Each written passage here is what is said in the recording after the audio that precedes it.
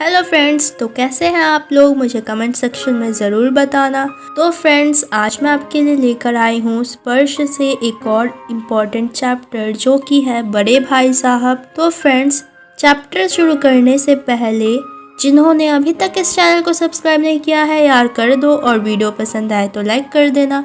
तो चलिए बिना बकवास किए चैप्टर शुरू करते हैं। बड़े भाई साहब। तो इस पाठ के जो लेखक है उनका नाम है प्रेमचंद। तो प्रेमचंद कहानी की शुरुआत करते हुए कहते हैं कि मेरे बड़े भाई साहब मुझसे 5 साल बड़े थे, लेकिन वो मुझसे केवल 3 कक्षा आगे थे, यानी 3 क्लास वो उनसे आगे पढ़ते थे। हम दोनों ने साथ साथ पढ़ना शुरू किया था। वे 1 साल की पढ़ाई 2-3 साल में करते थे ताकि उनकी नींव मजबूत हो जाए।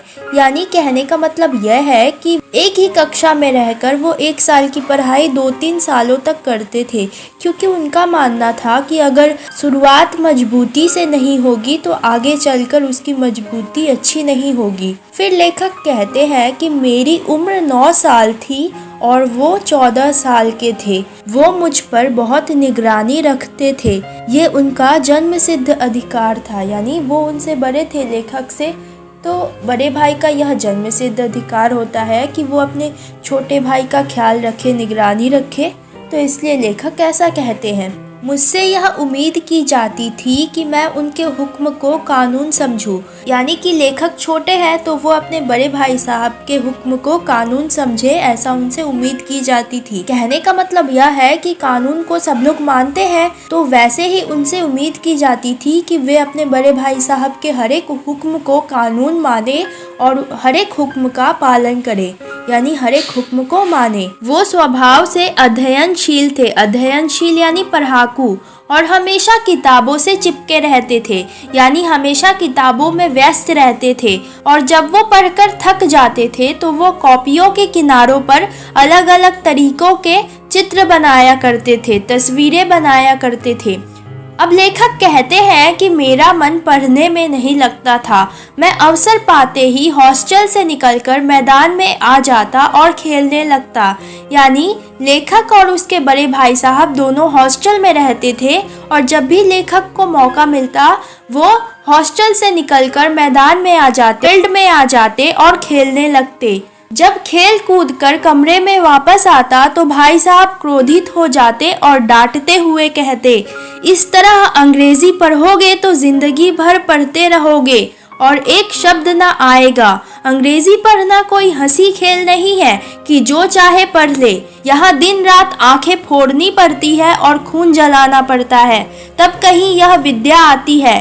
और आती क्या है? हाँ, कहने को तो आ जाती है। बड़े बड़े विद्वान भी शुद्ध अंग्रेजी लिख नहीं सकते, बोलना तो दूर है। अगर तुम्हें इसी तरह उम्र गंवानी है तो बेहतर है घर चले जाओ और मजे से गुल्ली डंडा खेलो। दादा की गाड़ी हुई कमाई के रुपए क्यों बर्बाद करते हो? मैं इस तरह की लटार सुनकर यानी डांट सुनकर रोता रहता। उनकी बातें सुनकर मेरी हिम्मत टूट जाती। सोचता गांव चला जाऊं।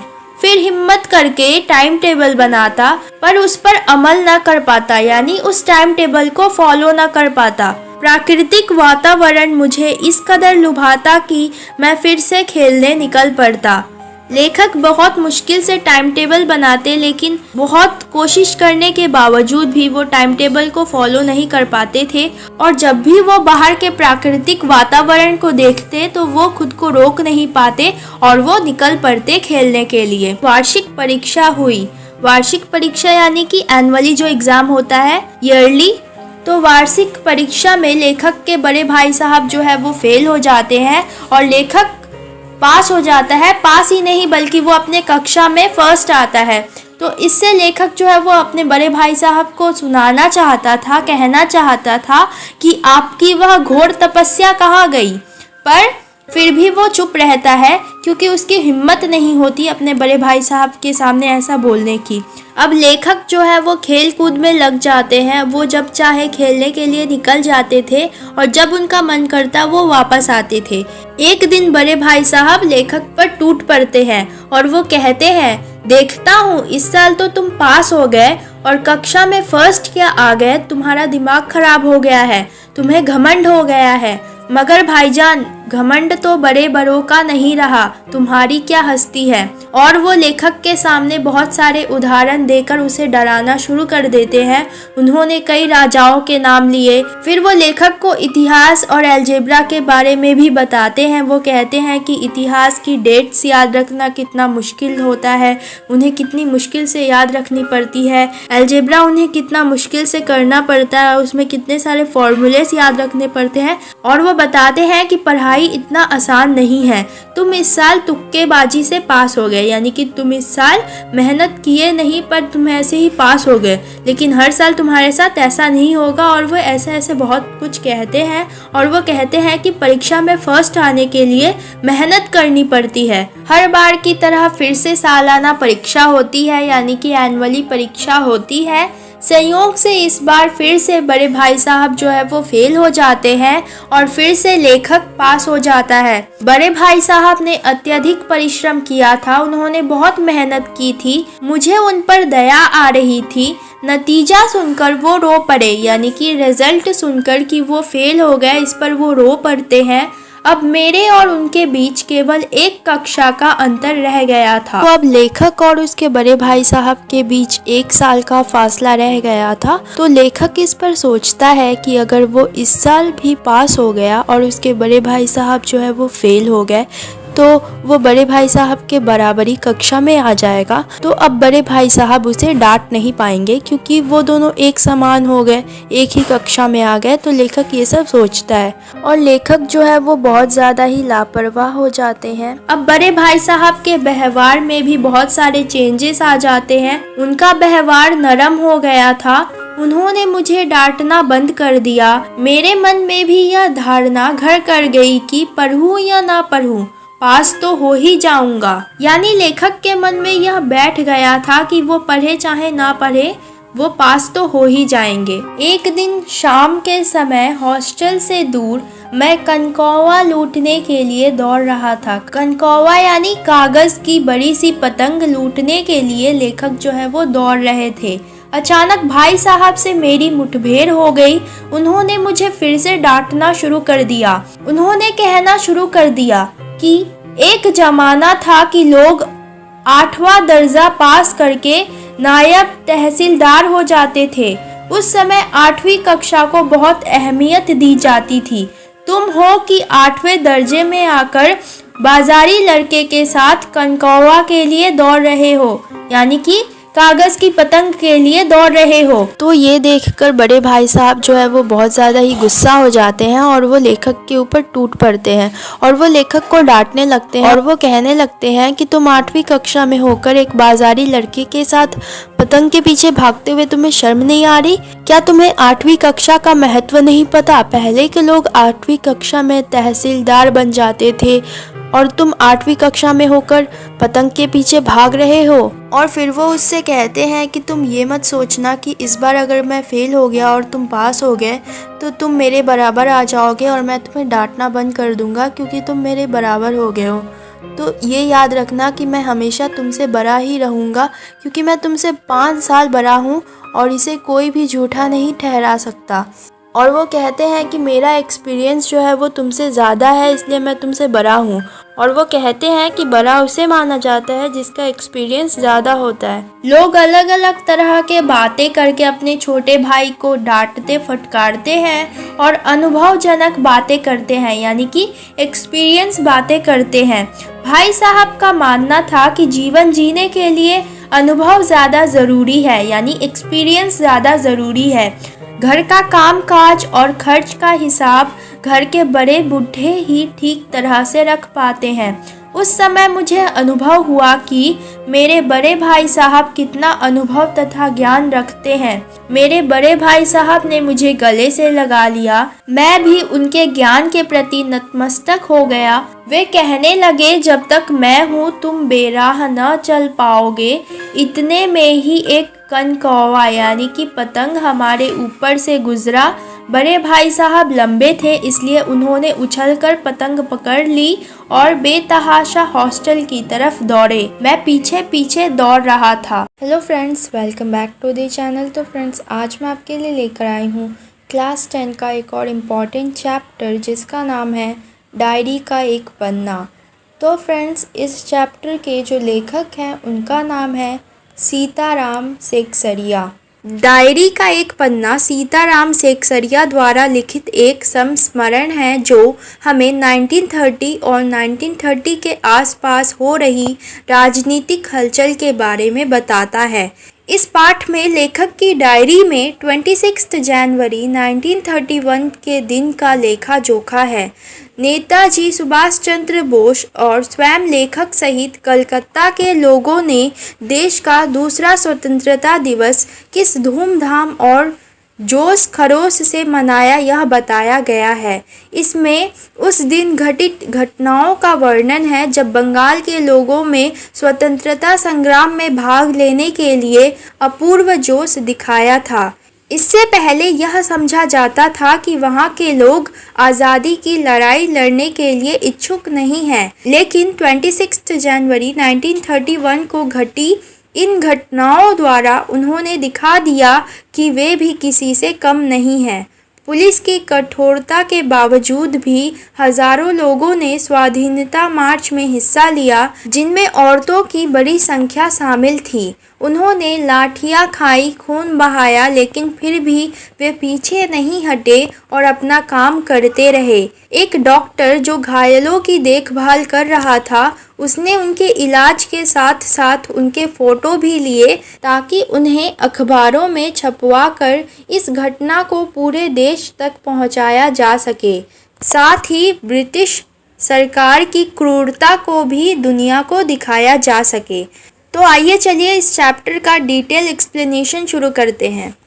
इस पाठ में लेखक सीताराम सेकसरिया ने 26 जनवरी 1931 को कोलकाता में मनाए गए स्वतंत्रता दिवस के बारे में बताया है। लेखक ने बताया है कि भारत में स्वतंत्रता दिवस पहली बार 26 जनवरी 1930 में मनाया गया था, परंतु उस साल कोलकाता की स्वतंत्रता दिवस में ज़्यादा हिस्सेदारी नहीं थी, परंतु 1931 में पूरी तैयारी की गई थी। केवल प्रचार में 2000 रुपये खर्च किए गए थे। लोगों को घर घर जाकर समझाया गया। बड़े बाजार के प्राय हर एक मकानों पर तिरंगा फहराया गया था। कलकत्ता के हर भाग में झंडे लगाए गए थे। ऐसी सजावट पहले कभी नहीं हुई थी। पुलिस भी हर एक मोड़ में तैनात होकर अपनी पूरी ताकत से पहरेदारी कर रही थी। तो फ्रेंड्स, याद रहे कि उस समय पूरे भारत पर ब्रिटिश का शासन था, तो ये जो पुलिस है वो ब्रिटिश के लिए पहरेदारी कर रही थी ताकि कोई भी स्वतंत्रता दिवस ना मना सके। घुड़सवारों का भी प्रबंध था। मॉन्यूमेंट के नीचे जहां सभा होने वाली थी, उस जगह को भी पुलिस ने 6 बजे से घेर लिया था। फिर भी कई जगह सुबह में ही झंडा फहराया गया। श्रद्धानंद पार्क में बंगाल प्रांतीय विद्यार्थी संघ के मंत्री अविनाश बाबू ने जब झंडा गाड़ा तब उन्हें पकड़ लिया। तारा सुंदरी पार्क में बड़ा बाजार कांग्रेस कमेटी के युद्ध मंत्री हरीशचंद्र सिंह को झंडा फहराने से पहले ही गिरफ्तार कर लिया गया। वहां मारपीट भी हुई, जिसमें 2-4 लोगों के सिर फट गए तथा गुजरात सेविका संघ की ओर से निकाले गए जुलूस में कई लड़कियों को गिरफ्तार किया गया। मारवाड़ी बालिका विद्यालय की लड़कियों ने 11 बजे झंडा फहराया। जगह जगह उत्सव और जुलूस के फोटो उतारे गए। 2-3 कई आदमियों को पकड़ लिया गया, जिनमें पूर्णोदास और पुरुषोत्तम राय प्रमुख थे। सुभाष चंद्र बोस के जुलूस का पार पूर्णोदास पर था। स्त्री समाज भी अपना जुलूस निकालने और ठीक स्थान पर पहुंचने की कोशिश कर रही थी। 3 बजे से ही मैदान में भीड़ जमा होने लगी और लोग टोलियां बनाकर घूमने लगे। इतनी बड़ी सभा कभी नहीं की गई थी। पुलिस कमिश्नर के नोटिस के आधार पर अमुक अमुक धारा के अनुसार कोई सभा नहीं हो सकती थी और भाग लेने वाले व्यक्तियों को दोषी समझा जाएगा। काउंसिल के नोटिस के अनुसार 4:24 पर झंडा फहराया जाना था और स्वतंत्रता की प्रतिज्ञा पढ़ी जानी थी। ठीक 4 बजे सुभाष चंद्र बोस जुलूस के साथ आए। भीड़ ज्यादा होने की वजह से पुलिस उन्हें रोक नहीं पाई। पुलिस ने लाठियां चलाई, कई लोग घायल हुए और सुभाष बाबू पर भी लाठियां पड़ी। वे जोर से वंदे मातरम बोल रहे थे और आगे बढ़ते रहे। पुलिस भयानक रूप से लाठियां चला रही थी, जिससे क्षितिज चैटर्जी का सिर फट गया था। उधर स्त्रियां मॉन्यूमेंट की सीढ़ियां चढ़कर झंडा फहरा रही थीं। सुभाष बाबू को पकड़ लिया गया और गाड़ी में बैठाकर लॉकअप भेज दिया गया। कुछ देर बाद वहां से स्त्रियां जुलूस बनाकर चली और साथ में बहुत बड़ी भीड़ इकट्ठा हो गई। पुलिस ने डंडा बरसाना शुरू कर दिया, जिससे बहुत आदमी घायल हो गए। धर्मतल्ले के मोड़ के पास आकर जुलूस टूट गया और करीब 50-60 महिलाएं वहीं बैठ गई, जिसे पुलिस ने पकड़कर लाल बाजार भेज दिया। स्त्रियों का एक भाग आगे बिमला देवी के नेतृत्व में आगे बढ़ा, जिसे बहु बाजार के मोड़ पर रोक दिया गया और वे वहीं बैठ गईं। 1.5 घंटे बाद एक लॉरी में बैठाकर उन्हें भी लाल बाजार ले जाया गया। ब्रिजलाल गोयनक्का को पकड़ा गया और मदालसा भी पकड़ी गई। सब मिलाकर 105 स्त्रियां पकड़ी गई थी, जिन्हें बाद में रात 9 बजे छोड़ दिया गया। कलकत्ता में आज तक एक साथ इतनी ज़्यादा गिरफ्तारी कभी नहीं हुई थी। करीब 200 लोग घायल हुए थे। पकड़े गए आदमियों की संख्या तो पता ही नहीं चला, पर लाल बाजार के लॉकअप में स्त्रियों की संख्या 105 थी। आज का दिन कलकत्ता वासियों के लिए अभूतपूर्व था। टटारा पामीरो कथा। तो इस चैप्टर के जो राइटर हैं उनका नाम है लीलाधर मंडलोई। द्वीप का मतलब होता है आइलैंड। तो यह चैप्टर अंडमान निकोबार द्वीप समूह के एक प्रचलित लोक कथा पर आधारित है, यानी कि एक बहुत ही फेमस स्टोरी पर आधारित है। अंडमान निकोबार दक्षिणी द्वीप लिटिल अंडमान है, जो कि पोर्ट ब्लेयर से लगभग 100 किलोमीटर दूर है। इसके बाद निकोबार द्वीप समूह का पहला प्रमुख द्वीप कार निकोबार है, जो कि लिटिल अंडमान से 96 किलोमीटर की दूरी पर है। पौराणिक जनश्रुति यानी कि पुराने लोगों का कहना है कि ये दोनों द्वीप पहले एक ही थे। इनके अलग होने के पीछे एक लोक कथा आज भी प्रचलित है। इनके अलग होने के पीछे एक बहुत ही फेमस स्टोरी आज भी फेमस है। जब दोनों द्वीप एक थे तब वहाँ एक सुंदर सा गांव था, जहाँ एक सुंदर और शक्तिशाली युवक यानी कि लड़का रहता था, जिसका नाम था टटारा। वह एक नेक और ईमानदार व्यक्ति था और हमेशा दूसरों की मदद किया करता था। निकोबारी यानी कि निकोबार आइलैंड के जो लोग हैं उनको निकोबारी कहते हैं। निकोबारी उसे बहुत ही पसंद करते थे। वो अपने गांव के लोगों के साथ सारे द्वीप की भी सेवा किया करता था। यानी कि वो जो युवक था टटारा, वो अपने गांव के लोगों के साथ साथ पूरे आइलैंड की भी सेवा किया करता था। वह हमेशा अपनी ट्रेडिशनल कपड़े में रहने के साथ अपनी कमर में एक लकड़ी की तलवार बांधे रहता था। वह कभी तलवार का इस्तेमाल तो नहीं करता था, लेकिन लोगों का मानना था कि उस तलवार में दैविक शक्ति है, यानी कि उस तलवार में देवताओं की दी हुई शक्ति है। एक शाम टटारा दिन भर की मेहनत के बाद समुद्र के किनारे टहलने निकल पड़ा। सूरज डूबने को था और समुद्र से ठंडी हवाएं आ रही थी। पक्षियां अपने घरों को वापस जा रही थी। टटारा सूरज की अंतिम किरणों को समुद्र में देख रहा था। तभी उसे कहीं पास से एक बहुत ही मधुर गीत गूंजता हुआ सुनाई दिया। वह सूध-बूध खोने लगा, यानी कि वो उस संगीत में डूबने लगा। लहरों की आवाज़ ने उसे जगाया। जिधर से गीत की आवाज़ आ रही थी वो उस ओर बढ़ा। उसकी नज़र एक युवती पर पड़ी, युवती यानी कि लड़की पर पड़ी, जो कि वह श्रृंगार गीत गा रही थी। अचानक एक समुद्री लहर उठी और उसने लड़की को भिगो दिया, जिसके हड़बड़ाहट में वो अपना गाना भूल गई। टटारा ने उसे बहुत ही विनम्रता पूर्वक उसके इतने मधुर गाने को छोड़ने के पीछे की वजह पूछी। युवती यानी कि वो लड़की उसे देखकर चौंक गई और ऐसे प्रश्न पूछने का कारण पूछने लगी। टटारा उसे बार बार गाने को बोल रहा था।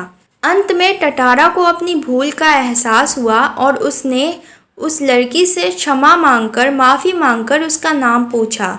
उसने अपना नाम वामीरो बताया। टटारा ने उसे अपना नाम बताते हुए कल फिर से आने के लिए आग्रह किया यानी कि रिक्वेस्ट किया।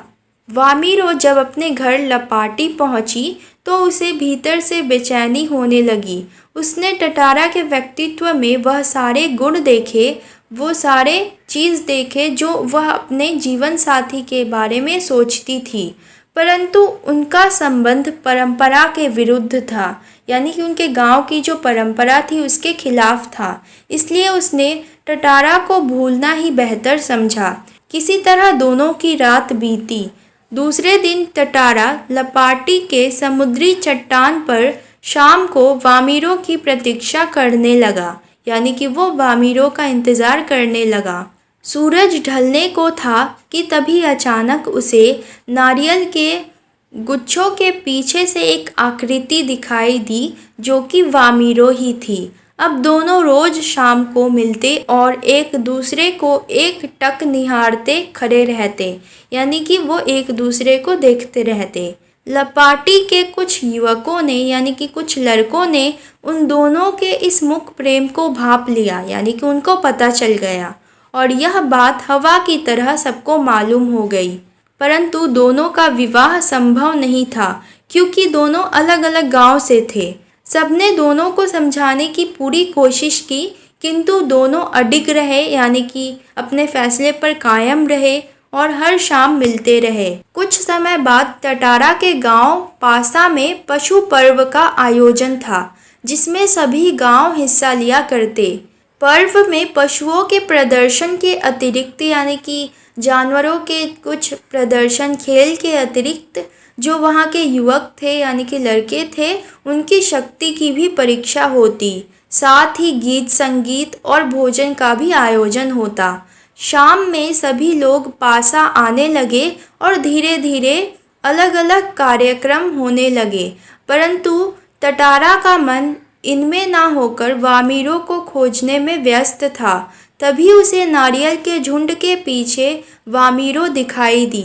वह टटारा को देखते ही रोने लगी। टटारा भी बेचैन हो गया। रोने की आवाज़ सुनकर वामीरो की माँ वहाँ पहुँच गई और उसने टटारा को बुरा भला कहकर उसे अपमानित किया। गांव के लोग भी टटारा के विरोध में आवाज़ उठाने लगे। यह टटारा के लिए असहनीय था। उसे परंपरा पर भी बहुत ही ज़्यादा गुस्सा आ रहा था और अपनी असहायता पर भी। अचानक उसका हाथ तलवार की मूठ पर जा टिका और क्रोध में उसने अपनी तलवार निकालकर धरती में घोंप दिया और अपनी पूरी ताकत लगाकर खींचने लगा। जहाँ से लकीर खींची थी वहाँ से धरती में दरार आने लगी। द्वीप के दो टुकड़े हो चुके थे, एक तरफ टटारा था और दूसरी तरफ वामीरो। दूसरा द्वीप घसने लगा, यानी कि धीरे धीरे दूर जाने लगा। टटारा को जैसे होश आया, उसने दूसरे द्वीप पर कूदकर उसका सिरा पकड़ने की कोशिश की, परंतु वह सफल नहीं हो सका और नीचे की तरफ फिसलने लगा। दोनों के मुंह में एक दूसरे के लिए चीख निकल रही थी। टटारा लहूलुहान होकर वहीं पर पड़ा हुआ था। बाद में उसका क्या हुआ कोई नहीं जानता। इधर वामीरो पागल हो गई और उसने खाना पीना छोड़ दिया। लोगों ने टटारा को खोजने का बहुत कोशिश की, परंतु वह नहीं मिला। आज ना तो टटारा है और ना ही वामीरो, परंतु उनकी यह प्रेम कहानी घर घर सुनाई जाती है। इस घटना के बाद जो निकोबारी के लोग थे वो एक दूसरे के गांव में अपना विवाह करने लगे। टटारा की तलवार से कार निकोबार के जो दो टुकड़े हुए थे उसमें दूसरा टुकड़ा लिटिल अंडमान है। Hello everyone, welcome back to the channel. तो आज मैं आपके लिए लेकर आई हूँ क्लास 10 से एक और इम्पोर्टेंट चैप्टर जिसका नाम है तीसरी कसम के शिल्पकार शैलेंद्र, और इस चैप्टर के जो राइटर हैं उनका नाम है प्रहलाद अग्रवाल। तो चलिए बिना बकवास किए इस चैप्टर को शुरू करते हैं। लेखक कह रहा है कि संगम नाम की फिल्म की आश्चर्यजनक सफलता के बाद फिल्म के नायक राज कपूर में गहरा आत्मविश्वास आ गया था। यानी कि जब संगम नाम की फिल्म जो है वो सफल हो गई थी, तो उसके बाद जो फिल्म के एक्टर थे राज कपूर, उनके अंदर एक बहुत ही गहरा सेल्फ कॉन्फिडेंस आ गया था, जिसके कारण उन्होंने एक साथ 4 फिल्मों में काम करने की सार्वजनिक बात कर दी। यानी कि उन्होंने अनाउंसमेंट कर दिया। ये 4 फिल्में थी मेरा नाम जोकर, अजंता, मैं और मेरा दोस्त और सत्यम शिवम सुंदरम। परंतु जब राज कपूर ने 1965 में मेरा नाम जोकर नामक फिल्म में काम करना शुरू किया, तो उनके मन में भी यह बात नहीं आई कि इस फिल्म के एक ही भाग को बनाने में 6 साल का समय लग जाएगा। मेरा नाम जोकर फिल्म के एक ही भाग में जब 6 साल लग गए, तो इन 6 सालों के बीच में राज कपूर द्वारा अभिनय की हुई बहुत सारी फिल्में प्रदर्शित हुई। यानी कि इन 6 सालों के बीच में उन्होंने बहुत सारी फिल्में की। इन्हीं फिल्मों में सन 1966 में कवि शैलेंद्र के द्वारा बनाई गई फिल्म तीसरी कसम भी शामिल है।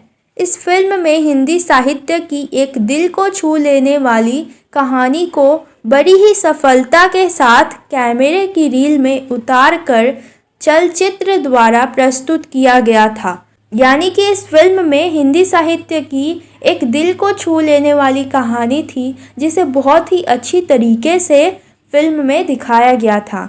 कहा जा सकता है कि तीसरी कसम फिल्म नहीं, बल्कि कवि शैलेंद्र द्वारा कैमरे की रील पर लिखी गई एक कविता थी। यानी कि कह सकते हैं आप कि जो तीसरी कसम थी वो कवि शैलेंद्र के द्वारा एक लिखी गई कविता थी, जिसे उन्होंने एक फिल्म के रूप में सभी को दिखाया था। लेखक कहता है कि तीसरी कसम फिल्म कवि शैलेंद्र के जीवन की पहली और अंतिम फिल्म है। इस फिल्म को बहुत सारे पुरस्कारों से सम्मानित किया गया। तीसरी कसम को राष्ट्रपति स्वर्ण पदक दिया गया। बंगाल फिल्म जर्नलिस्ट एसोसिएशन द्वारा भी इस फिल्म को सबसे अच्छी फिल्म के लिए पुरस्कृत किया गया और भी बहुत सारे पुरस्कारों द्वारा इस फिल्म को सम्मानित किया गया। मॉस्को फिल्म फेस्टिवल में भी इस फिल्म को पुरस्कृत किया गया था।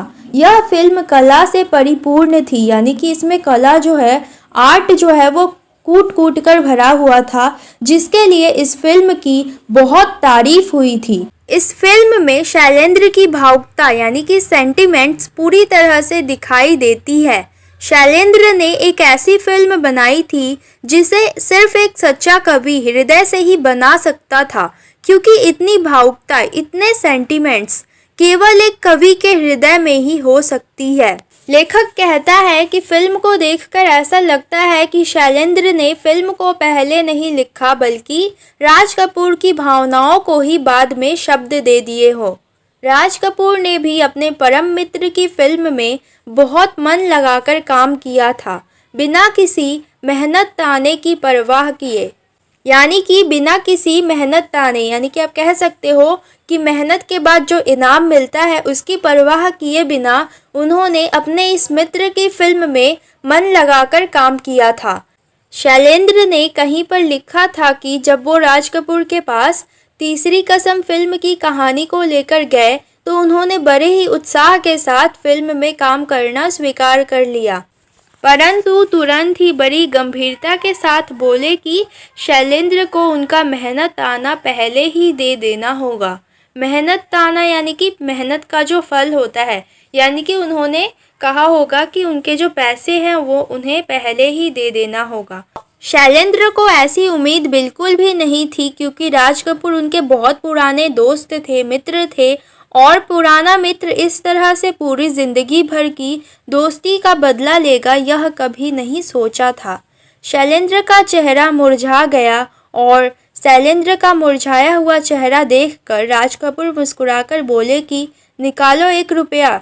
उनका पूरे का पूरा मेहनत ताना, वो भी फिल्म से पहले। शैलेंद्र राज कपूर के इस दोस्ताना अंदाज को जानते तो थे, परंतु एक फिल्म निर्माता यानी कि एक फिल्म डायरेक्टर के रूप में बड़े बड़े सूझबूझ से व्यवसाय करने वाले भी चक्कर खा जाते हैं। फिर शैलेंद्र तो अभी इस व्यवसाय में नए थे क्योंकि यह उनकी पहली फिल्म थी, इसलिए वो थोड़ा सोच में पड़ जाते हैं कि जो राज कपूर है शायद वो उनसे सचमुच मेहनताना यानी कि पैसे मांग रहे हैं।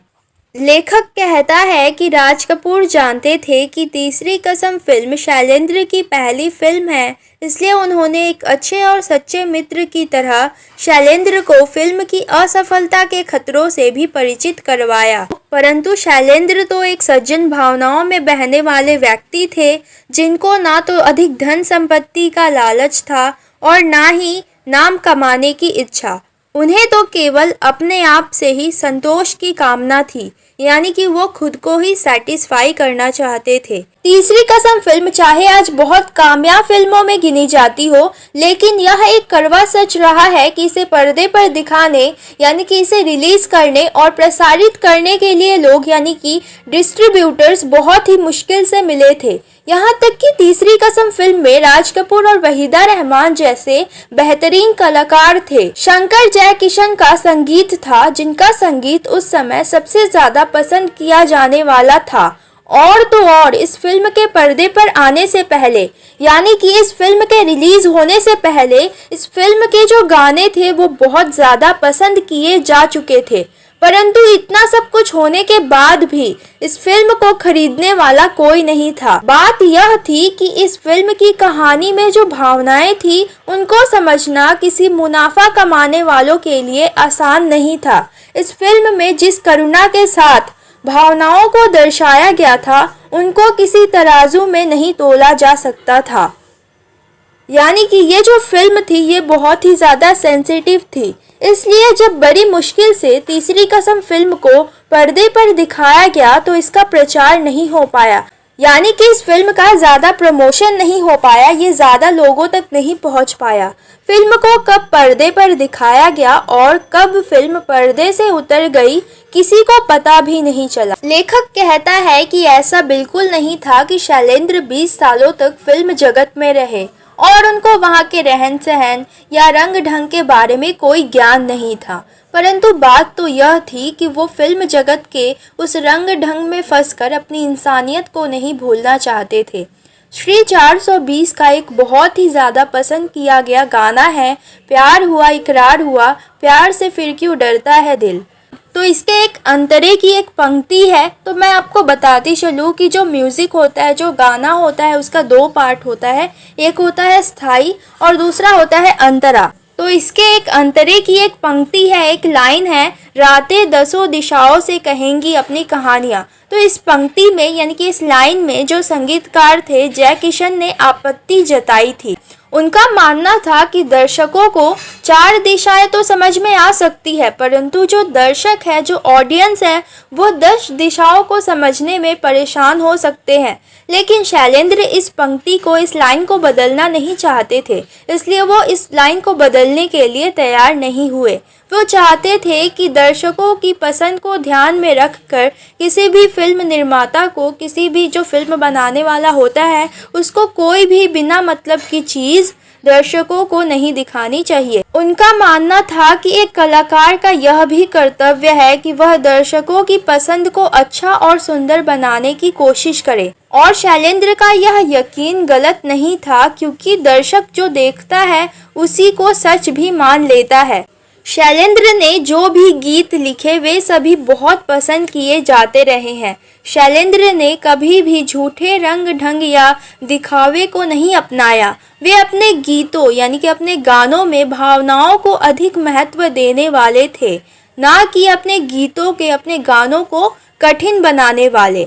मेरा जूता है जापानी, ये पतलून इंग्लिस्तानी, सर पे लाल टोपी रूसी, फिर भी दिल है हिंदुस्तानी। ये गीत यानी कि ये गाना शैलेंद्र ही लिख सकते थे, क्योंकि इसमें सच्ची भावना झलक रही है। उनके जो गाने थे वो नदी की तरह शांत तो लगते थे, परंतु उनका अर्थ समुद्र की तरह गहरा होता था। इसी विशेषता को उन्होंने अपनी जिंदगी में भी अपनाया और अपनी फिल्म में भी इसी विशेषता को उन्होंने साबित भी किया। लेखक कहता है कि तीसरी कसम अगर सिर्फ इकलौती नहीं तो उन कुछ सफल फिल्मों में ज़रूर है जिन्होंने साहित्य रचना के साथ 100% न्याय किया है। शैलेंद्र ने राज कपूर जैसे कलाकार को अपनी फिल्म में एक छोटा आदमी हीरामन बना दिया था। राज कपूर ने भी हीरामन की भूमिका इतनी बखूबी से निभाया कि सभी को राज कपूर हीरामन ही लगे। यानी कि उन्होंने हीरामन का जो रोल था वो बहुत ही अच्छे से निभाया और लोगों को वो हीरामन ही लगे। लेखक कहता है कि हमारी फिल्मों की सबसे बड़ी कमज़ोरी होती है कि उनमें लोगों के जीवन से संबंधित चीज़ें नहीं होती हैं। फिल्में आम जीवन से बहुत दूर होती है, अर्थात उनमें वास्तविकता जैसा कुछ भी नहीं होता है।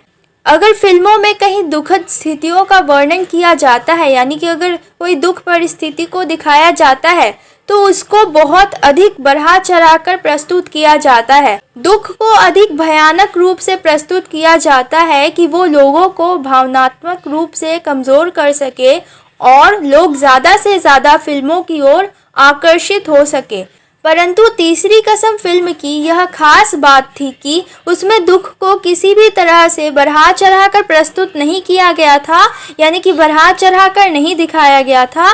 उसमें दुख को जीवन की सही परिस्थितियों की तरह ही दिखाया गया था। लेखक कहता है कि उन्होंने शैलेंद्र को कभी भी गीतकार नहीं कहा है, बल्कि हमेशा ही कवि कहा है। यानी कि उन्होंने कभी भी शैलेंद्र को एक म्यूजिशियन नहीं कहा है, एक सिंगर नहीं कहा है, बल्कि हमेशा उन्होंने उन्हें एक कवि ही कहा है। वे फिल्मी दुनिया की चमक दमक के बीच रहते हुए भी नाम कमाने और धन की अत्यधिक चाह से मीलों दूर थे।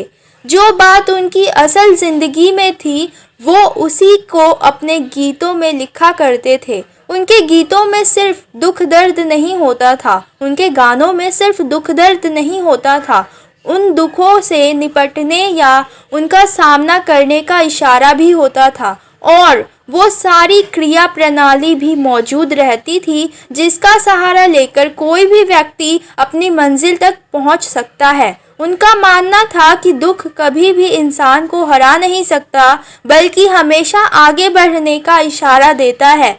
शैलेंद्र ने अपनी फिल्म तीसरी कसम में अपनी भावना को प्रस्तुत करने की सबसे अच्छी कला का उदाहरण दिया है। मुकेश की आवाज़ में शैलेंद्र का जो गाना है, सजनवा बैरी हो गए हमार, चिट्ठिया हो तो हर कोई बाचे, भाग न बाचे कोई, अनोखा ही बन गया। यानी कि ये जो गाना है ये बहुत ज़्यादा ही अनोखा बन गया। अभिनय को देखते हुए, यानी कि एक्टिंग को देखते हुए तीसरी कसम फिल्म राज कपूर के द्वारा उनके जीवन में की गई सभी फिल्मों में सबसे खूबसूरत फिल्म मानी जाती है। परीक्षण करने वाले, यानी कि जो जांच पड़ताल करते हैं और कला की परख करने वाले राज कपूर को आंखों से बात करने वाले कलाकार मानते हैं। उन्हीं राज कपूर ने तीसरी कसम फिल्म में मासूमियत से अपने किरदार को ऊंचाइयों के शिखर पर पहुंचा दिया। राज कपूर ने जितने अच्छे ढंग से तीसरी कसम फिल्म में अभिनय किया, एक्टिंग किया, उतना तो जागते रहो में भी नहीं किया था। यानी कि जागते रहो फिल्म में भी उन्होंने उतने अच्छे से एक्टिंग नहीं किया था जितना उन्होंने तीसरी कसम फिल्म में अपने रोल को निभाया था। जागते रहो में राज कपूर के अभिनय की बहुत अधिक प्रशंसा की गई थी। यानी कि जागते रहो मूवी में भी उनके एक्टिंग की बहुत ज़्यादा ही प्रशंसा की गई थी। परंतु तीसरी कसम वह फिल्म है जिसमें राज कपूर अपना व्यक्तित्व भुलाकर हीरामन ही बन गए थे। यानी कि उन्होंने उस रोल को इतने अच्छे से निभाया था कि कोई उन्हें राज कपूर नहीं समझ रहा था, बल्कि हीरामन ही समझ रहा था। एक शुद्ध गांव में रहने वाला गवार या मूर्ख गाड़ी वाला जो सिर्फ दिल की जुबान समझता है, दिमाग से वह कोई काम नहीं लेता।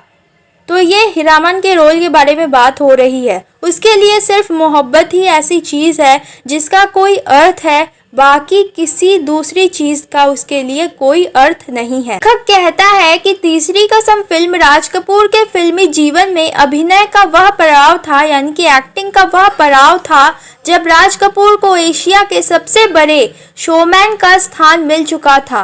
राज कपूर का अपना खुद का व्यक्तित्व ही कहावत बन चुका था, लोग उनकी मिसाल देने लगे थे। लेकिन तीसरी कसम फिल्म में राज कपूर ने अपने उस महान व्यक्तित्व को पूरी तरह से हीरामन बना दिया था। पूरी फिल्म में राज कपूर कहीं पर भी हीरामन का अभिनय करते हुए नहीं दिखे, बल्कि वे तो खुद ही हीरामन बन चुके थे।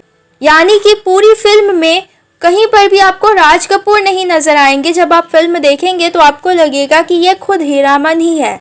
ऐसा हीरामन जिसको हीराबाई की फेनू गिलासी बोली पर यानी कि हीराबाई की बोली पर उनको प्यार दिखता है, उनकी मनुआ नटुआ जैसी भोली सूरत पर अपना सब कुछ हारने को तैयार है और हीराबाई के थोड़े से भी गुस्से हो जाने पर अपने आप को ही दोषी ठहराता हुआ सच्चा हीरामन बन जाता है। तो ये हीरामन के कैरेक्टर के बारे में है। तीसरी कसम की जो मुख्य कहानी है वह खुद लेखक फणीश्वर नाथ रेणु ने लिखी है। कहानी का एक छोटे से छोटा भाग, उसकी छोटी सी छोटी बारीकियां फिल्मों में पूरी तरह से दिखाई देती हैं। तो ये था हमारे चैप्टर का एक्सप्लेनेशन। आई होप आप लोगों को समझ में आ गया होगा। अगर नहीं आया तो एक बार फिर से वीडियो को देख लो, मुझे यकीन है कि आपको समझ में आ जाएगा। तो अगर अभी तक आपने इस चैनल को सब्सक्राइब और वीडियो को लाइक नहीं किया है तो कर देना। तो मिलते हैं आपसे नेक्स्ट वीडियो में एक और न्यू चैप्टर के साथ।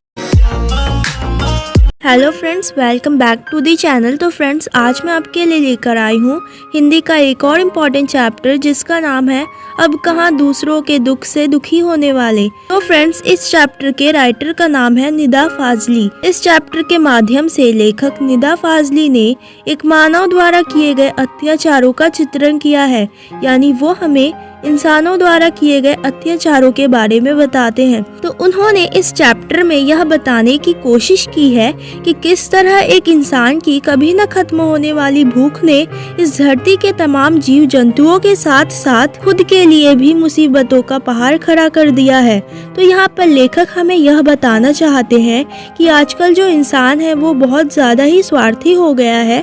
आजकल किसी को किसी से कोई मतलब नहीं है। आजकल इंसान जो है वो जीव जंतुओं का फिक्र नहीं करता और ना ही वो अपने जैसे दिखने वाले प्राणियों की फिक्र करता है। कहने का मतलब यह है कि आजकल कोई इंसान किसी दूसरे इंसान की भी मदद नहीं करता है। तो फ्रेंड्स, इस चैप्टर में लेखक ने बताया है कि पहले के ज़माने में लोग जो थे वो एक दूसरे की ना सिर्फ फिक्र करते थे बल्कि वो इस धरती के तमाम जीव जंतुओं और प्राणियों की भी फिक्र करते थे। उन्होंने बताया है कि पहले के लोग जो है वो मिलजुल कर रहना पसंद करते थे, लेकिन आजकल जो है में सभी इंसान जो है वो स्वार्थी हो गया है और वो लोग बटकर रह गए हैं। तो फ्रेंड्स, इस चैप्टर में लेखक निदा फाजली साहब ने हमें बहुत सारे एग्जाम्पल्स देकर बताए हैं पुराने जमाने के लोगों के बारे में। तो लेखक निदा फाजली साहब कहते हैं कि ईशा से 1025 वर्ष पहले एक बादशाह थे जिनका नाम बाइबल के अनुसार सोलेमन था और कुरान के अनुसार उनका नाम सुलेमान था। वो केवल मानव जाति के ही राजा नहीं थे बल्कि वो सभी छोटे बड़े पशु पक्षियों के भी हकीम थे। उन्हें सभी छोटे बड़े पशु पक्षियों की भी भाषाएं समझ में आती थी। आगे निदा फाजली साहब कहते हैं कि एक बार बादशाह सुलेमान अपने लश्कर के साथ एक रास्ते से गुजर रहे थे। इसी रास्ते से कुछ चींटियां जा रही थी। तो जब चींटियों ने घोड़े के आने की आवाज सुनी तो वो डरकर एक दूसरे से कहने लगी, आप जल्दी जल्दी अपने अपने बिलों में चलो, फौज आ रही है। बादशाह सुलेमान चींटियों की बात सुनकर कुछ दूर पर ही रुक गए और वो चींटियों को संबोधित करते हुए बोले, घबराओ नहीं, सुलेमान को खुदा ने सबका रखवाला बनाया है। मैं किसी के लिए मुसीबत नहीं हूँ, मैं सबके लिए मोहब्बत हूँ। चींटियों ने भी बादशाह सुलेमान के हक में दुआ की और बादशाह सुलेमान अपनी मंजिल की ओर रवाना हो गए। आगे लेखक निदा फाजली साहब हमें सिंधी भाषा के महाकवि शेख अयाज का एग्जाम्पल देते हुए कहते हैं कि सिंधी भाषा के महाकवि शेख अयाज ने अपनी आत्मकथा में लिखा है कि हर रोज की तरह जब उनके पिता कुएं से नहाकर घर वापस आए तो उनकी माँ ने उनके लिए भोजन परोसा। उन्होंने रोटी का एक कौर तोड़ा ही था, तभी उन्हें अपने बाजू में एक काला च्योंटा रेंगता हुआ दिखाई दिया। च्योंटा एक इंसेक्ट होता है। वो तुरंत भोजन छोड़कर उठे और सबसे पहले उस बेघर हुए च्योंटे को वापस उसके घर यानी कि कुएं पर जाकर छोड़ आए। तो यहाँ पर लेखक जो है वो कहना चाहते हैं कि कोई एक च्योंटे के लिए इतना कैसे कर सकता है, और आजकल का इंसान तो ऐसा करेगा भी नहीं। तो इस पाठ के अनुसार बाइबल और दूसरे ग्रंथों में नूह नामक एक पैगंबर का जिक्र मिलता है जिनका असली नाम लश्कर था, लेकिन अरब इलाके में इस पैगंबर को नूह नाम से जाना जाता था क्योंकि नूह पूरी जिंदगी रोते रहे। एक समय की बात है, पैगंबर नूह के सामने से एक घायल कुत्ता गुजरा। वैसे तो इस्लाम में कुत्ते को गंदा या नापाक माना जाता है, इसलिए नूह ने इस गंदे कुत्ते को दूर जाने को कहा। उस कुत्ते ने इस दुत्कार को सुनकर उत्तर दिया, ना मैं अपनी मर्जी से कुत्ता हूँ और ना तुम अपनी पसंद से इंसान हो, हम दोनों को बनाने वाला एक ही है। उस कुत्ते की इन बातों को सुनकर पैगंबर नूह दुखी हो गए और पूरी जिंदगी रोते हुए काटे। इस चैप्टर के एक अंश में यह भी बताया गया है कि महाभारत काल में भी एक कुत्ते ने पांडव युधिष्ठिर का साथ अंत तक निभाया था। लेखक कहते हैं कि यह धरती किसी एक की नहीं हो सकती। इस धरती पर सभी जीव जंतुओं, पशु, नदी, पहाड़ सबका एक समान अधिकार है। लेखक कहते हैं कि एक समय था जब लोग एक साथ मिलजुल कर रहना पसंद करते थे, परंतु अब छोटे छोटे डिब्बे जैसे घरों में ही सिमट कर रह गए हैं। यानी कि आजकल लोग जो है वो अकेले रहना ज्यादा पसंद करते हैं। मानव ने पहले संसार जैसे परिवार को तोड़ा, फिर खुद टुकड़ों में बंटकर एक दूसरे से दूर रहने लगा है। लेखक कहते हैं कि कहीं न कहीं बढ़ती हुई आबादी के कारण समंदर को भी पीछे हटना पड़ रहा है, पेड़ों को रास्ते से हटाना पड़ रहा है, जिस कारण फैले प्रदूषण ने पक्षियों को भगाना शुरू कर दिया है। प्रकृति की भी अपनी सहन शक्ति होती है और जब प्रकृति सहन नहीं कर पाती है तो उसके दुष्परिणाम के रूप में हमें फ्लड्स, गर्मी और नेचुरल डिजास्टर्स देखने को मिलते ही हैं। आगे लेखक कहते हैं कि उनकी माँ कहा करती थी कि शाम ढलने पर पेड़ से पत्ते नहीं तोड़ना चाहिए, दिया बत्ती के समय फूल नहीं तोड़ना चाहिए। आगे लेखक की माँ कहती हैं कि दरिया पर जब भी जाओ तो सलाम करो, कबूतरों को मत सताया करो और मुर्गे को परेशान मत करो, क्योंकि वह सुबह सुबह आजान देकर हम सभी को उठाता है। फिर आगे लेखक कहते हैं कि उनका मकान ग्वालियर में था। मकान के दालान के रोशनदान पर कबूतर के एक जोड़े ने अपना घोंसला बना लिया था। एक बार एक बिल्ली ने उचक कर दो में से एक अंडा फोड़ दिया। उसके बाद जब लेखक की माँ ने दूसरा अंडा बचाने की कोशिश की तो उनसे भूल से दूसरा अंडा भी फूट गया। आगे लेखक कहते हैं कि उनकी माँ ने इसकी माफी के लिए दिन भर कुछ भी खाया पिया नहीं और वो नमाज अदा करती रही। फिर लेखक हमें कहते हैं कि अब वो मुंबई के वर्सोवा में रहते हैं। एक समय था जब यहाँ परिंदे, पेड़ और दूसरे जानवर रहते थे, लेकिन अब यहाँ शहर कायम हो चुका है। दूसरे पशु पक्षी इस शहर को छोड़कर जा चुके हैं और जो नहीं जा पाए वो इधर उधर मंडराते रहते हैं। फिर लेखक हमें बताते हैं कि उनके फ्लैट में 2 कबूतरों ने अपना घोंसला बनाया है। कबूतर जो है वो दिन भर घर में आना जाना करते रहते हैं, जिससे लेखक और उनकी पत्नी को परेशानी होती है। इसलिए लेखक ने जाली लगाकर उन कबूतरों को बाहर कर दिया था। आगे लेखक जो है वो दुखी भाव से कहते हैं कि अब दोनों कबूतर खिड़की के बाहर बैठे उदास रहते हैं, क्योंकि अब ना बादशाह सुलेमान है और ना ही लेखक की माँ है जिनको इन कबूतरों की फिक्र हो। तो लेखक यहाँ पर कहना चाहते हैं कि आजकल इंसानों को जीव जंतुओं की बिल्कुल भी परवाह नहीं है, और जीव जंतुओं तो छोड़ो, आजकल इंसान एक दूसरे की भी परवाह नहीं करते, एक दूसरे की भी फिक्र नहीं करते। तो दैट्स इट, यहीं तक था हमारा चैप्टर। आई होप आप लोग को समझ में आ गया होगा।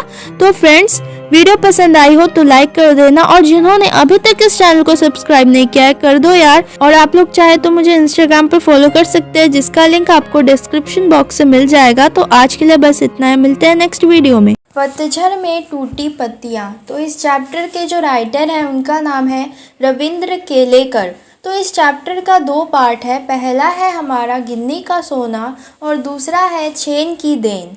तो गिन्नी का सोना पार्ट में लेखक ने हमें उन लोगों के बारे में नहीं बताया है जो कि अपने जीवन में सिर्फ अपने लिए ही सुख सुविधाएं जुटाते रहते हैं, बल्कि लेखक ने हमें ऐसे लोगों के बारे में बताया है जो कि पूरे संसार के बारे में सोचते हैं। और वो इस संसार को सबके जीने और रहने योग्य बनाते हैं। तो चैप्टर को शुरू करने से पहले मैं आपको गिन्नी का सोना क्या होता है ये बताती चलूँ। तो गिन्नी का सोना मतलब इम्प्योर गोल्ड को कहते हैं। एक तो होता है शुद्ध सोना जिसे हम प्योर गोल्ड कहते हैं, जो कि 24 कैरेट का होता है, और दूसरा होता है गिन्नी का सोना जिसे हम इम्प्योर गोल्ड कहते हैं, जो कि 22 कैरेट का होता है। तो जो प्योर गोल्ड होता है, शुद्ध सोना होता है, उसे हम मोल्ड नहीं कर सकते, यानी उससे हम किसी ज्वेलरी को या किसी भी चीज़ को नहीं बना सकते, क्योंकि वो बहुत ज़्यादा ही सॉफ्ट होता है और वो उतना स्ट्रॉन्ग नहीं होता, वो उतना मजबूत नहीं होता। जब उसमें हम मेटल्स जैसे कि तांबा, पीतल वगैरह मिलाते हैं तो वो इम्प्योर गोल्ड बन जाता है और उसका जो टेक्सचर है वो शाइनी हो जाता है और वो ज़्यादा स्ट्रॉन्ग बन जाता है। तो इसी गिन्नी के सोने को हम ज्वेलरीज वगैरह बनाने में यूज़ करते हैं। तो अब आपको समझ में आ गया होगा कि गिन्नी का सोना आखिर में होता क्या है। नाउ तो आदर्शवादी या आदर्श किसे कहते हैं? आदर्श का मतलब होता है आइडियल। आइडियल यानी कि एक आइडिया या प्रिंसिपल जो हमें अच्छा लगे, परफेक्ट लगे और हम उसे अचीव करें, उन लोगों को आदर्शवादी कहते हैं, जो कि अपने लाइफ में एक प्रिंसिपल रखते हैं और वो उस प्रिंसिपल को अचीव भी करते हैं। एक और होता है व्यवहारवादी लोग, यानी कि वो लोग जो अपने बिहेवियर पर ज़्यादा ध्यान देते हैं और वो ज़्यादा चौकन्ने रहते हैं, यानी कि स्ट्रिक्ट रहते हैं, अटेंटिव रहते हैं कि कहीं उनसे कोई गलती ना हो जाए जिसकी वजह से उनको नुकसान ना सहना पड़े, उनका कोई नुकसान ना हो जाए। एक और वर्ड है यहाँ पर प्रैक्टिकल आइडियोलॉजिस्ट। प्रैक्टिकल आइडियोलॉजिस्ट क्या होता है? यानी कि वो लोग जो अपने बिहेवियर पर भी ध्यान देते हैं और वो अपने थिंकिंग पर भी, यानी कि अपने प्रिंसिपल्स वगैरह पर भी ध्यान देते हैं, यानी कि वो अपने बिहेवियर को अपने प्रिंसिपल्स के हिसाब से ही चुनते हैं। उन्हें हम प्रैक्टिकल आइडियोलॉजिस्ट कहते हैं। ओके, तो चलिए चैप्टर शुरू करते हैं और चैप्टर को अच्छी तरह से समझते हैं। तो लेखक कहते हैं कि शुद्ध सोने में और सोने के सिक्के में बहुत फ़र्क होता है। शुद्ध सोना यानी कि प्योर गोल्ड, और जो सोने का सिक्का बनता है वो गिन्नी का सोना से बनता है, यानी कि इम्प्योर गोल्ड से बनता है। तो यहाँ पर लेखक जो है वो कहते हैं कि शुद्ध सोने में और गिन्नी के सोने में, यानी कि सोने के सिक्के में बहुत फ़र्क होता है। जो सोने का सिक्का होता है उसमें थोड़ा सा तांबा मिलाया जाता है, जिस कारण उसमें शुद्ध सोने के मुकाबले ज़्यादा चमक आ जाती है और वो ज़्यादा मजबूत भी हो जाता है। औरतें अक्सर उन्हीं सोने के सिक्के से गहने वगैरह बनवाती हैं, यानी कि ज्वेलरीज वगैरह बनवाती हैं। चाहे औरतें इस सोने के सिक्के के गहने बनवाती हो, परंतु होता तो यह सोने का सिक्का ही है, कोई शुद्ध सोना नहीं। लेखक कहते हैं कि किसी व्यक्ति का उच्च चरित्र भी शुद्ध सोने की तरह होता है, जिसमें कोई मिलावट नहीं होती। उच्च चरित्र यानी हाई कैरेक्टर, किसी व्यक्ति का जो हाई कैरेक्टर है वो शुद्ध सोने की तरह ही होता है, जिसमें कोई मिलावट नहीं होती, यानी कि उनके हाई बहुत ही बड़े बड़े प्रिंसिपल्स होते हैं, उसमें चमक नहीं होती, जिस वजह से व्यक्ति शुद्ध चरित्र को शुद्ध सोने की तरह कम इस्तेमाल करते हैं। यानी कि जो हाई कैरेक्टर्स वाले, जो हाई नेचर वाले लोग होते हैं उनमें चमक नहीं होती। क्यों चमक नहीं होती उनमें?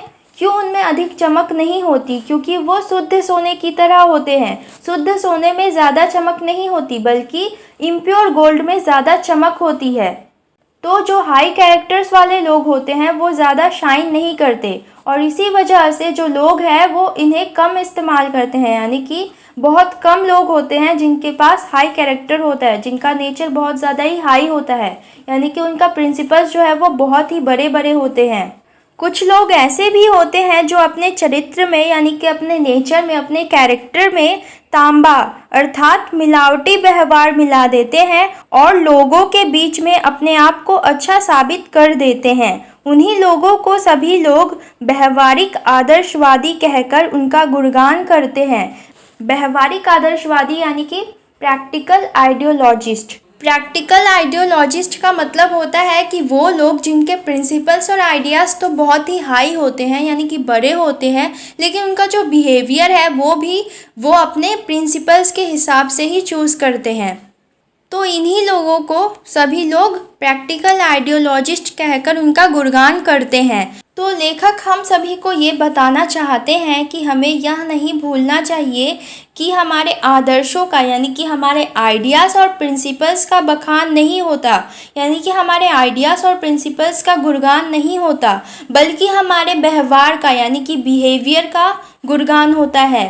तो जब किसी व्यवहारिक आदर्शवादी के जीवन में यानी कि जो प्रैक्टिकल आइडियोलॉजिस्ट होते हैं उनके जीवन में अगर उनके बिहेवियर का ज़्यादा गुणगान होने लगता है यानी कि उनके व्यवहार का ज़्यादा गुणगान होने लगता है, तो धीरे धीरे उनके जीवन से जो आदर्श है, जो आइडियाज़ और प्रिंसिपल्स है, वो पीछे हटने लगते हैं, वो कम होना शुरू हो जाते हैं और उनकी सोचने की शक्ति बढ़ने लगती है। कुछ लोग कहते हैं कि गांधी जी भी व्यवहारिक आदर्शवादियों में से एक थे, यानी कि वो भी प्रैक्टिकल आइडियोलॉजिस्ट थे। वे अपने बिहेवियर को यानी वे अपने व्यवहारिकता को जानते थे, वे अपने बिहेवियर को जानते थे और उसकी कीमत भी वो अच्छी तरह से पहचानते थे। तो इन्हीं कारणों की वजह से वे अपने कुछ प्रिंसिपल्स को चला सके, वे अपने कुछ आदर्श को चला सके, वरना वे हवा में ही उड़ते रहते। अर्थात उनके पास धन दौलत शिक्षा सब कुछ था, उन्हें किसी भी चीज़ की आवश्यकता नहीं थी। यदि गांधी जी अपने आदर्शों को महत्व नहीं देते, अपने प्रिंसिपल्स को, अपने आइडियाज़ को महत्व नहीं देते, तो पूरा देश उनके साथ कंधा से कंधा मिलाकर खड़ा नहीं होता। लेखक कहते हैं कि गांधी जी कभी भी अपने आदर्शों को अपने व्यवहार पर हावी होने नहीं देते थे, यानी कि गांधी जी के जो आइडियाज़ थे, जो प्रिंसिपल्स थे, जिन्हें वो परफेक्ट मानते थे और वो उन्हें अचीव करना चाहते थे, उन आइडियाज़ और प्रिंसिपल्स को वो अपने बिहेवियर पर कभी हावी होने नहीं देते थे, बल्कि वे अपने बिहेवियर को, वे अपने व्यवहार में ही अपने आदर्शों को रखने की कोशिश करते थे। वे किसी भी तरह के आदर्शों में कोई भी व्यवहारिक मिलावट नहीं करते थे, बल्कि व्यवहार में ही आदर्शों को मिलाते थे। कहने का मतलब यह है कि उनके जो प्रिंसिपल्स थे, उनके जो आइडियाज़ थे, उनमें वो अपने बिहेवियर को नहीं मिलाते थे, बल्कि वो अपने बिहेवियर में ही अपने प्रिंसिपल्स और आइडियाज़ को लाने की कोशिश करते थे। और जिसकी वजह से क्या होता था कि उनके जो आइडियाज़ और प्रिंसिपल है वो सबको साफ साफ दिखाई देते थे। जब वो अपने प्रिंसिपल्स और आइडियाज़ को अपने बिहेवियर में लाते थे तो सबको उनके आइडियाज़ और प्रिंसिपल्स साफ साफ दिखाई देते थे और इसी की वजह से सभी लोग उनके आदर्शों का पालन करते थे और सबको उनके आदर्शों की कीमत समझ में आती थी। तो जब कोई ऐसा करता है तभी उसके जो आदर्श है उसको पालन किया जाता है और उसकी कीमत भी बढ़ जाती है, उसके जो प्रिंसिपल्स है, आइडियाज़ है, उसकी कीमत भी बढ़ जाती है। जो लोग केवल अपने व्यवहार पर ही ध्यान देते हैं, अपने बिहेवियर पर ही ध्यान देते हैं, केवल वैज्ञानिक ढंग से ही सोचते हैं, वे व्यवहारवादी लोग कहे जाते हैं। और ये लोग हमेशा चौकन्ने रहते हैं कि कहीं उनसे कोई ऐसा काम ना हो जाए जिसके कारण उन्हें हानि उठानी पड़े, जिसके कारण उन्हें नुकसान सहना पड़े। वे अपने जीवन में बहुत सफल होते हैं, दूसरों से कहीं आगे बढ़ जाते हैं, पर क्या वे लोग सही मायने में आगे बढ़ते हैं या इज्जत हासिल करते हैं? तो सबसे महत्वपूर्ण यानी कि सबसे इम्पॉर्टेंट बात तो यह है कि खुद भी तरक्की करो और अपने साथ दूसरों को भी आगे ले चलो। और ये काम हमेशा से ही आदर्शों को सबसे आगे रखने वाले लोगों ने ही किया है, यानी कि जो लोग अपने आइडियाज़ और प्रिंसिपल्स को सबसे आगे लेकर चलते हैं उन्हीं लोगों ने ऐसा काम कर दिखाया है। तो हमारे समाज में हमेशा से रहने वाले कई मूल्य बचे हुए हैं, तो वो इन्हीं आदर्शवादी लोगों के कारण ही बच पाए हैं। यानी कि हमारे समाज में कुछ वैल्यूज़ जो बहुत पुराने वैल्यूज़ हैं वो बचे हुए हैं, तो वो सिर्फ इन्हीं आदर्शवादी लोगों के कारण ही बच पाए हैं। व्यवहारवादी लोग तो केवल अपने आप को ही आगे लाने में लगे रहते हैं, उनको कोई फ़र्क नहीं पड़ता अगर समाज को नुकसान हो रहा हो। तो दूसरा है हमारा चैन की देन। इसके लेखक भी रविंद्र केलेकर ही हैं। तो इसमें बताया गया है कि जापान के जो लोग हैं वो बहुत ज़्यादा ही एडवांस होते हैं और उनकी लाइफस्टाइल जो है वो बहुत ज़्यादा ही बिज़ी होती है, हेक्टिक होती है, लेकिन इतनी बिज़ी शेड्यूल होने के बाद भी वो अपने लिए कुछ चैन और सुकून के पल निकाल ही लेते हैं। तो चलिए चैप्टर को पढ़ते हैं और समझते हैं। तो इस पार्ट में लेखक यानी कि जो रविंद्र केलेकर हैं वो हमें अपने जापान की यात्रा के बारे में बताते हैं। लेखक ने जापान के अपने एक मित्र से पूछा कि यहाँ के लोगों को सबसे अधिक कौन सी बीमारियाँ होती हैं। तो इस पर लेखक के मित्र ने जवाब दिया कि जापान के लोगों को सबसे अधिक मानसिक बीमारी का शिकार होना पड़ता है, यानी कि माइंड से रिलेटेड जो बीमारियां होती हैं उनका शिकार होना पड़ता है। जापान के 80% लोग मानसिक बीमारी से ग्रस्त हैं, यानी कि जापान के 80% लोग जो है वो माइंड रिलेटेड प्रॉब्लम से ग्रस्त होते हैं। लेखक जब अपने मित्र से पूछते हैं इसकी वजह, तो उनके मित्र बताते हैं कि उनके जीवन की तेज़ी औरों से अधिक है, यानी कि जापान के लोग जो हैं वो ज़्यादा एडवांस होते हैं और उनके जीवन की जो स्पीड है वो दूसरे लोगों के मुकाबले बहुत ज़्यादा है। जापान में कोई आराम से नहीं चलता बल्कि दौड़ता है, अर्थात सब एक दूसरे से आगे जाने की सोच रखते हैं। जापान में कोई भी व्यक्ति आराम से बात नहीं करता, वे केवल काम की ही बात करते हैं। यहाँ तक कि जब जापान के लोग कभी अपने आप को अकेला महसूस करते हैं तो वो किसी और से नहीं बल्कि अपने आप से ही बात करते हैं। जापान के लोग अमेरिका से प्रतियोगिता में यानी कंपटीशन में लगे रहते हैं, जिसके कारण वे 1 महीना में पूरा होने वाला काम एक ही दिन में ख़त्म करने की कोशिश करते हैं। वैसे भी दिमाग हमेशा तेज़ ही रहता है और अगर उसमें स्पीड का इंजन लगा दिया जाए तो उसकी रफ्तार कई हज़ार गुना तेज हो जाती है और वह दौड़ने लगता है। फिर एक समय ऐसा आता है जब दिमाग थक जाता है और टेंशन में आकर पूरा इंजन टूट जाता है। यही कारण है कि जापान के लोगों में मानसिक बीमारी इतनी अधिक फैल गई है। तो यही एक कारण है जिनकी वजह से जापान के लोगों के अंदर माइंड से रिलेटेड ज़्यादा प्रॉब्लम्स होती हैं, माइंड से रिलेटेड ज़्यादा बीमारियां होती हैं उनमें। फिर लेखक जो है वो कहते हैं कि शाम को वह मुझे एक टी सेरेमनी में ले गए। तो आप जानते ही होंगे कि जापान में टी सेरेमनी होती है। तो जापानी में इस टी सेरेमनी को चा नो यू कहते हैं। वह एक 6 मंजिला इमारत थी जिसकी छत जो है वो कार्डबोर्ड की बनी हुई थी, जिस पर चित्रकारी की गई थी, पेंटिंग्स वगैरह की गई थी और पत्तों की तरह एक कुटिया बनी हुई थी जिसमें ज़मीन पर चटाई बिछी हुई थी। उसके बाहर एक मिट्टी का बर्तन था जिसमें पानी भरा हुआ था।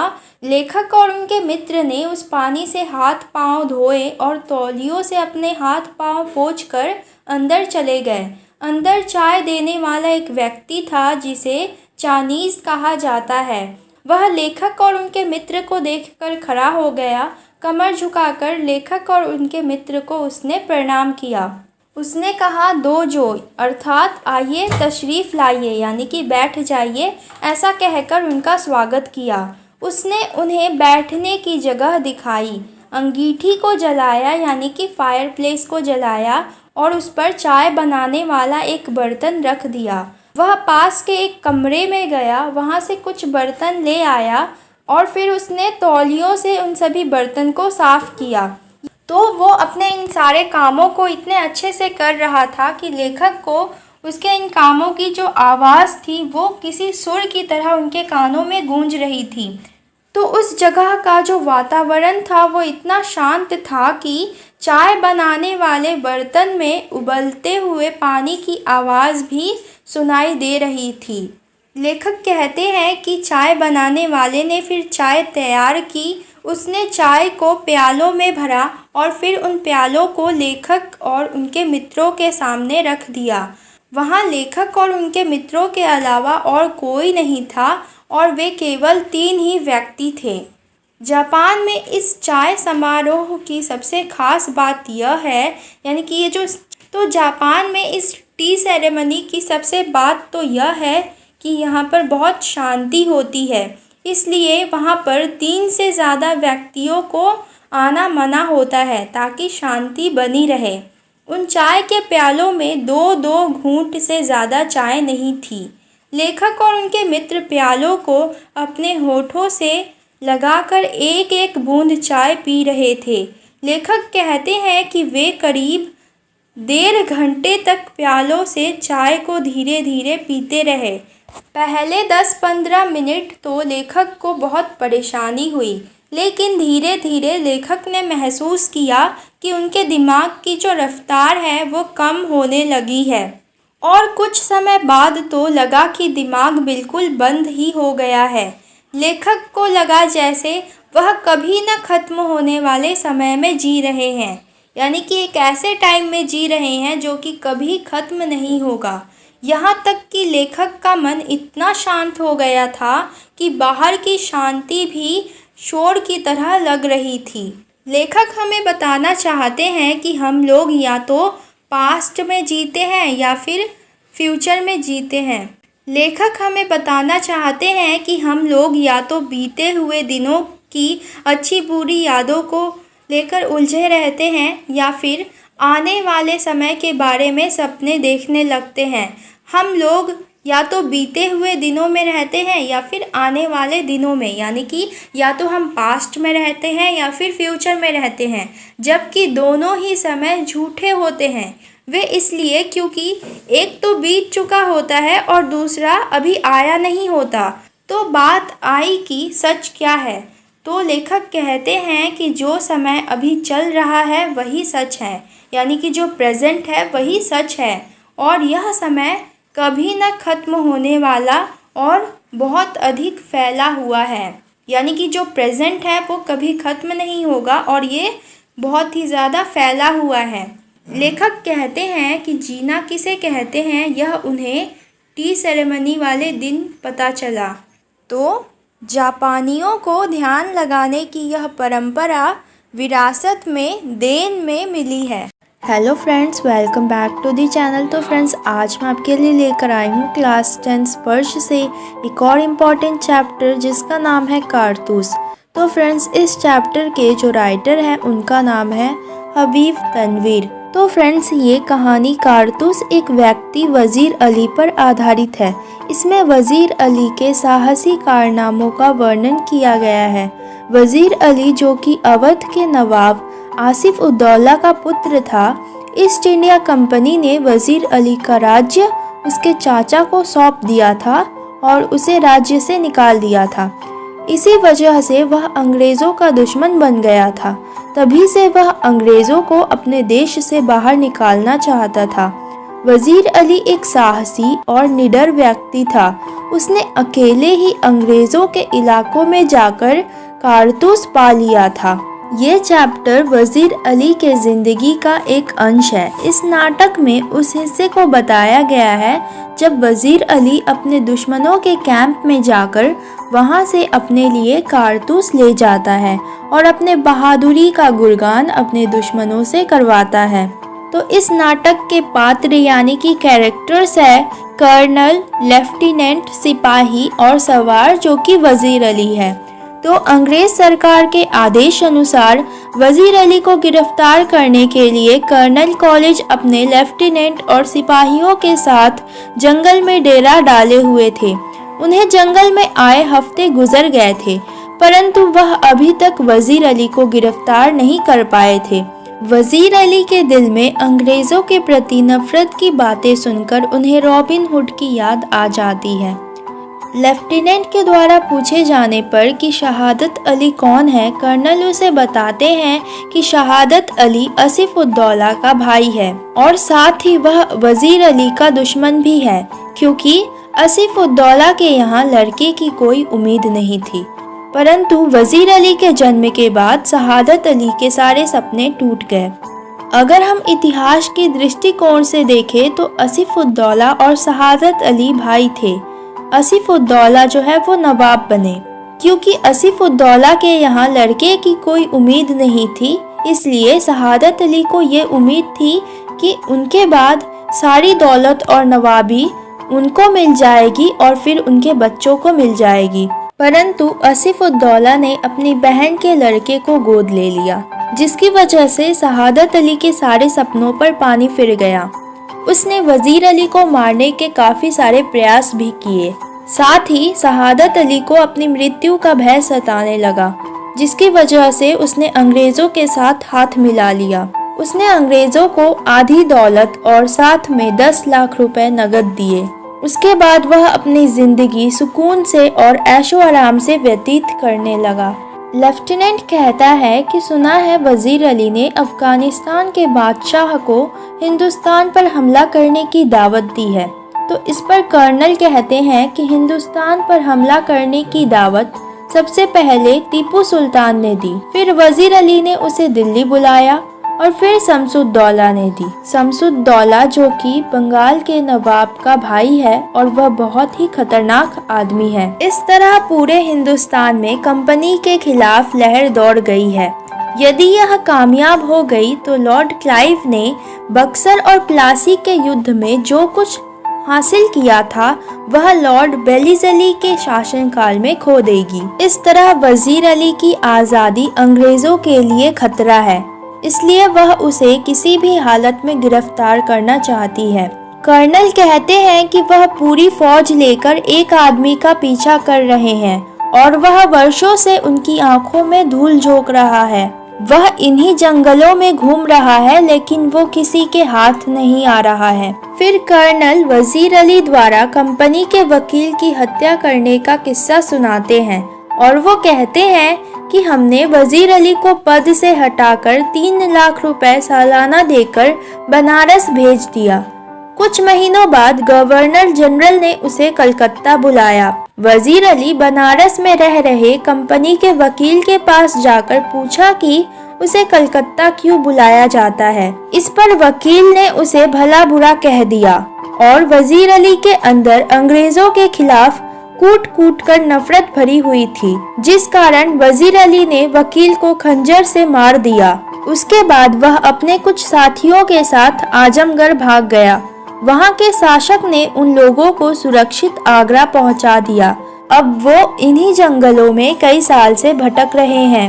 लेफ्टिनेंट द्वारा पूछे जाने पर कर्नल वजीर अली का स्कीम बताते हुए कहते हैं कि वो किसी तरह नेपाल पहुंचना चाहता है।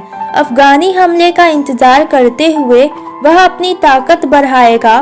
वह शहादत अली को उसके पद से हटाकर खुद कब्जा करेगा और फिर अंग्रेजों को हिंदुस्तान से निकाल देगा। लेफ्टिनेंट अपनी शंका जताते हुए कहता है कि हो सकता है कि वो लोग नेपाल पहुंच गए हों, जिस पर कर्नल उसे भरोसा दिलाते हुए बताते हैं कि अंग्रेज और शहादत अली की फौज बड़ी सख्ती से उसका पीछा कर रही है और उन्हें पता है कि वह इन्हीं जंगलों में छिपा है। तभी एक सिपाही आकर कर्नल को बताता है कि दूर से धूल उड़ती हुई दिखाई दे रही है। लगता है कोई काफिला चला आ रहा है। कर्नल सभी को चौकन्ना रहने का आदेश देता है। लेफ्टिनेंट और कर्नल देखते हैं कि केवल एक ही आदमी है। कर्नल सिपाहियों से उस पर नजर रखने को कहता है। घुड़सवार उनकी ओर आकर रुक जाता है और इजाजत लेकर कर्नल से मिलने अंदर जाता है और एकांत की मांग करता है, जिस पर कर्नल सिपाही और लेफ्टिनेंट को बाहर भेज देते हैं। वह कर्नल से कहता है कि वजीर अली को पकड़ना बहुत ही मुश्किल है और वह कारतूस की मांग करता है। कारतूस नली वाली बंदूक में डालकर चलाई जाती है और इसी कारतूस की वजह से 1857 में युद्ध छिड़ गया था। कर्नल उसे कारतूस दे देता है। जब वह कारतूस लेकर जाने लगता है तो कर्नल उससे उसका नाम पूछता है। वह अपना नाम वजीर अली बताता है और कारतूस देने के कारण उसकी जान बख्श देता है, यानी कि उसे मारता नहीं है। उसके चले जाने के बाद लेफ्टिनेंट जब पूछता है कि वह कौन था, तब कर्नल उसे बताते हैं कि वह एक जाबाज सिपाही था। तो फ्रेंड्स, ये था हमारा चैप्टर। आई होप आप लोगों को समझ में आ गया होगा। तो जिन्होंने अभी तक इस चैनल को सब्सक्राइब नहीं किया है कर लो, और वीडियो पसंद आई हो तो लाइक कर देना। और अगर आप लोग चाहें तो मुझे इंस्टाग्राम पर फॉलो कर सकते हैं, जिसका लिंक आपको डिस्क्रिप्शन बॉक्स से मिल जाएगा। तो मिलते हैं नेक्स्ट वीडियो में।